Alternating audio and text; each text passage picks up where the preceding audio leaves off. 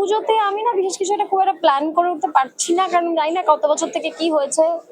কিছু না কিছু একটা হচ্ছে পুজোর আগে। গত বছর তো আনন্দ করতে পারিনি, ছেড়েই দাও যা হয়েছে। এবারে আবার বোধের ওপর বিস্ফোরা হয়ে গেল, কারণ পুজোর ঠিক আগেই দিল্লির যে রায়টা শুনলাম, সেটার পরে আনন্দ করতে একটু ইচ্ছে করছে না পুজোতে। এবং আজকেও কলকাতায় যে ঘটনাটি ঘটেছে পণ্যশ্রীতে, একটি হোমের মোড়কে কুকুরদেরকে কুপিয়ে কুপিয়ে মারা হয়েছে। কুকুর বেড়ালের ডেড বডি ছড়িয়ে ছিটিয়ে চারিদিকে পড়ে আছে, রিগর মর্টিস হয়ে গেছে, শক্ত হয়ে গেছে বডি, ছড়িয়ে পড়ে আছে, বডিগুলোকে সরানোরও প্রয়োজন বোধ করেনি। সেটা নাকি শেল্টার, একটি শেল্টারে এমন ঘটনা ঘটে কি করে?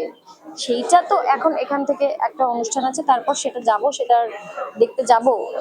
চার শেল্টার, এটা যার নাম অরুণিমা, তার সাথে একটু তো আলাপ পরিচয় করতে হবে গিয়ে।